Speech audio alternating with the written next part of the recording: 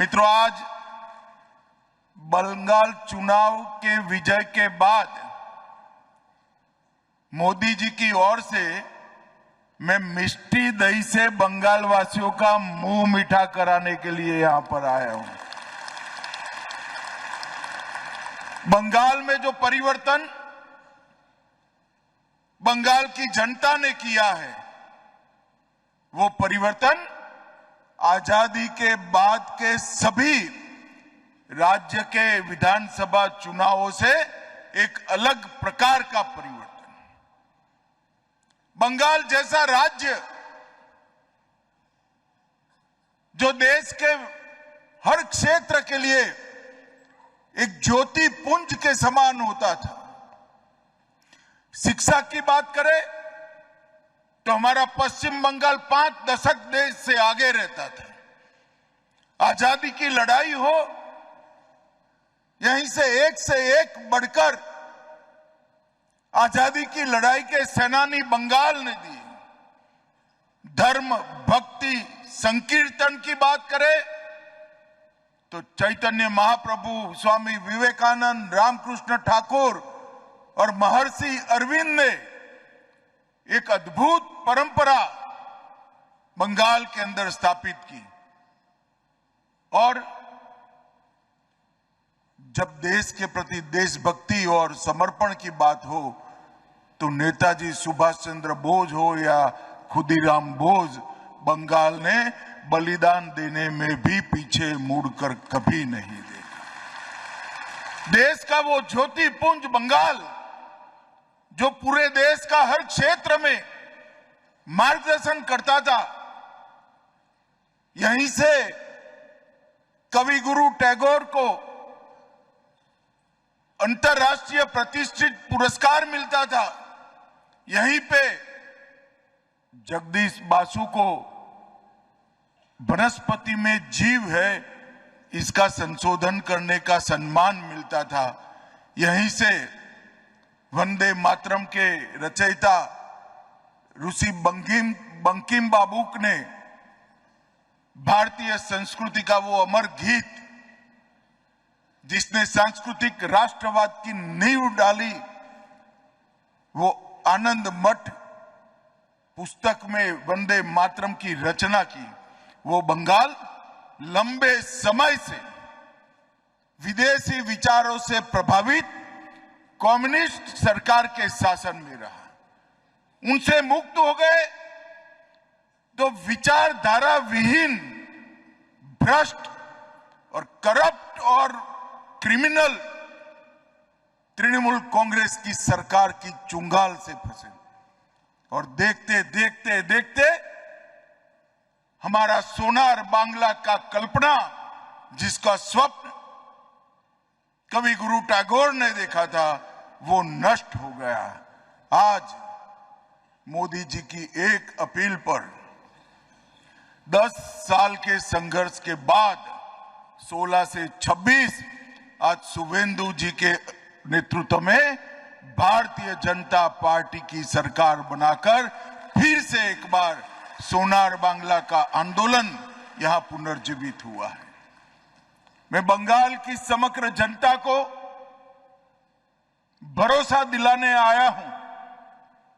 Bharatiya Janata party ने पूरे लंबे चुनाव अभियान के अंदर जो एक एक वादा किया था और सोनार बांग्ला की संकल्पना को बंगाल की जनता के सामने रखा था, वो सोनार बांग्ला की संकल्पना को जमीन पर उतारने का काम मोदी जी के नेतृत्व में भारतीय जनता पार्टी का एक एक कार्यकर्ता करेगा।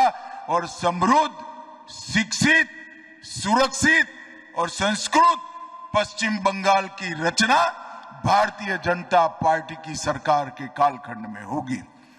मित्रों, आज यहां पर बंगाल के किसानों के लिए बहुत बड़ा दिन है। आज बंगाल को विश्व का सबसे बड़ा दही उत्पादन का प्लांट का अमूल ने आज भूमि पूजन किया है। 10 लाख लीटर दही दूध उसका प्रोसेसिंग ये प्लांट के अंदर होगा। 1,20,000 छोटे छोटे दुग्ध उत्पादक पशुपालक इसका फायदा प्राप्त करेंगे।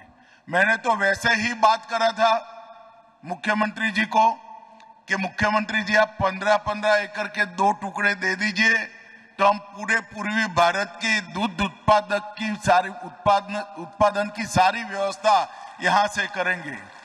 एक जमाना था मुख्यमंत्री को पत्र लिखते थे तो कहते थे हम गुजरात को घुसने नहीं देंगे। अरे भाई ये गुजरात के लिए नहीं है, बंगाल के पशुपालकों के लिए है। इतनी समझ नहीं थी। और परिवर्तन देखिए, मैंने गाड़ी में जाते जाते शुभेंदु जी को कहा, उन्होंने 30 एकड़ भूमि निशुल्क अमूल फेडरेशन को देने का मानकर यहां 2 बड़े प्लांटों का इन्वेस्टमेंट अपने यहां ला दिया है। इससे और 2-2.5 लाख पशुपालकों को दूध का ज्यादा से ज्यादा रेट मिलने का काम होगा। और मैं आज आपको गारंटी देकर जाता हूं, कश्मीर से कन्याकुमारी और गुजरात से बंगाल तक ये प्लांट में बना हुआ मिष्टी दही घर घर में खाया जाएगा और सभी लोग बंगाल को आशीर्वाद देंगे। भाइयों बहनों, कोऑपरेटिव आंदोलन में इस देश के असंगठित कृषि क्षेत्र को संगठित करने की क्षमता है। मैं अमूल का ही उदाहरण देना चाहता हूं।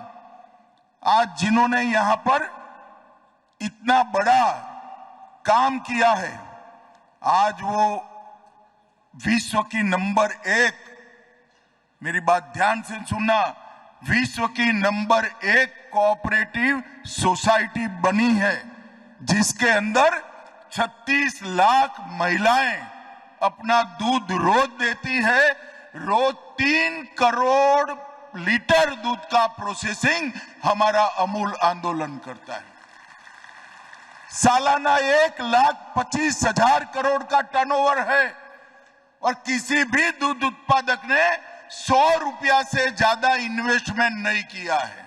36 लाख लोगों ने 100 रुपया इन्वेस्ट किया और 1,25,000 करोड़ का बिजनेस आज वो महिलाएं कर रही है। एक बार जोर से सभी महिलाओं के लिए ताली बजाइए भैया। और 18,600 से ज्यादा ग्रामीण महिलाएं सोसाइटियां इसके साथ फैली है। आज देश के हर राज्य में अमूल के प्रोडक्ट जाते हैं। अमूल की प्रोडक्ट का उपयोग करने वाले हर नागरिक को कहता हूं, आप अपना 1 रुपया खर्च करते हो, इसमें से 87 रुपया किसान के पास जाता है। कोई धन्ना सेठ के पास, कोई इंडस्ट्रियलिस्ट के पास नहीं जाता है। ये पूरा 1,25,000 करोड़ का 87% पशुपालकों के अकाउंट में सीधा ट्रांसपेरेंट तरीके से जमा होता है। और शुभेंदु जी को मैंने कहा है, मुझे जगह भी और देने वाले हैं। यहां पर पशुओं की नस्ल सुधारने के लिए भी भारत सरकार की ओर से एक बहुत बड़ा उपक्रम हम लगाने जा रहे हैं, जिससे ज्यादा दूध उत्पादकों को उपलब्ध होगा। सेक्स सॉर्टेड सीमेंट की भी हम यहां पर व्यवस्था करेंगे। मित्रों, कोऑपरेटिव आंदोलन के माध्यम से बंगाल के किसान को समृद्ध करने के लिए मैंने एक पत्र शुभेंदु जी को लिखा था। इसकी स्पीड से मैं भी थक जाता हूं। मेरा मेल शाम को पहुंचा। 9 बजे एक लाइजन ऑफिसर तय कर मुझे वापस मेल दे दिया कि आपके मंत्रालय के साथ बंगाल सरकार का ये अधिकारी काम करेगा। मोदी जी ने 70 से ज्यादा योजनाएं किसानों के लिए यहां पर शुरू करने का कोऑपरेटिव मंत्रालय को दिया है। ये सारी की सारी योजनाएं शुभेंदु ने जो व्यवस्था की है, जो सेतु बनाया है, इससे बंगाल के किसानों के लिए हम 6 माह के अंदर ही उपलब्ध करा देंगे और बंगाल के किसान को भी समृद्ध बनाने की दिशा में हम आगे बढ़ेंगे। भाइयों बहनों, आज यहाँ पर आरसीएस राज्य के रजिस्ट्रार कोऑपरेटिव का भी कार्यालय का पूर्ण रूप से कंप्यूटराइजेशन हुआ। ये भी बहुत समय से अटका हुआ था। ये 9 सप्ताह के अंदर ही हमें सहकार मिला और आज राज्य के रजिस्ट्रार कोऑपरेटिव का पूरा कार्यालय अपने मोबाइल से कोऑपरेटिव लीडर एक्सेस कर पाएंगे। इस प्रकार की व्यवस्था का आज यहाँ पर उद्घाटन। 10 गोडाउन कोऑपरेटिव गोडाउनों का शिलान्यास हुआ और 1400 मैट्रिक टन के गोडाउनों का उद्घाटन हुआ। और मित्रों, इसके साथ साथ एक और नई शुरुआत हुई है। ये टैक्सी के ड्राइवर जो होते हैं हमारे, इनका शोषण ये कंपनियां करती हैं। हमने टैक्सी ड्राइवर की जगह सारथी का कंसेप्ट लॉन्च किया है और सारथी को ही कंपनी का मालिक बनाकर एक कोऑपरेटिव भारत टैक्सी की स्थापना की है। आज बंगाल में जो टैक्सी चलती है, इसको भारत टैक्सी के साथ आज इसका एमओयू किया गया है और इससे भारत टैक्सी और बंगाल का प्रौद्योगिकी और इलेक्ट्रॉनिक विभाग, ये दो के बीच में जो एमओयू हुआ है, इससे बंगाल के किसी भी सारथी को टैक्सी ड्राइवर नहीं बनना पड़ेगा।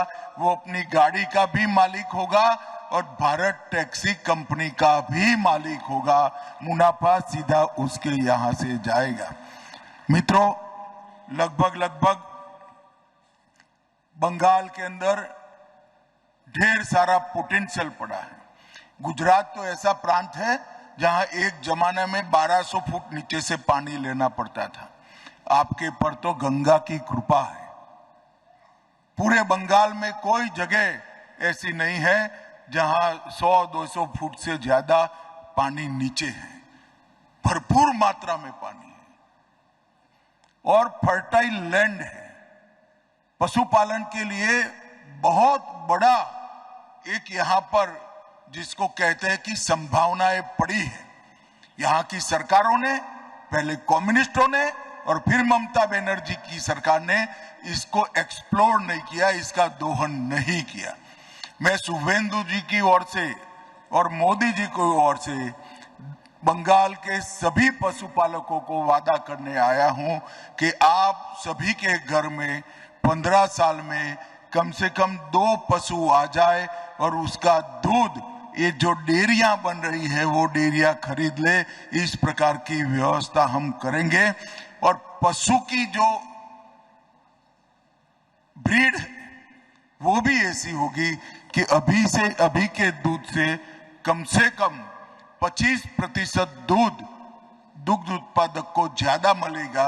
ऐसी अच्छी ब्रीड के पशु भी हम यहाँ पर देंगे। मित्रों, 3 दिन से मैं बंगाल में हूं। घुसपैठिया मुक्त बंगाल बनाने के लिए, नई घुसपैठ न हो इसके लिए, बंगाल की कानून और व्यवस्था ठीक रहे उसके लिए, बंगाल की माताओं बहनों के सम्मान की सुरक्षा के लिए अनेक विध कदम ये 2 दिन में उठाए हैं। शुभेंदु इसकी बात करेंगे विधानसभा में जब चर्चा होगी। मैं कुछ कहना नहीं चाहता, परंतु मैं इतना कह सकता हूं, मैंने शुभेंदु जी की गति को देखा है। बंगाल को खड़ा होने में देर नहीं लगेगी। देखते देखते बंगाल खड़ा हो जाएगा और इसी के लिए तो हम 2016 से संघर्ष करते थे। इसी सभागार के अंदर मैं 4थी बार आया हूं।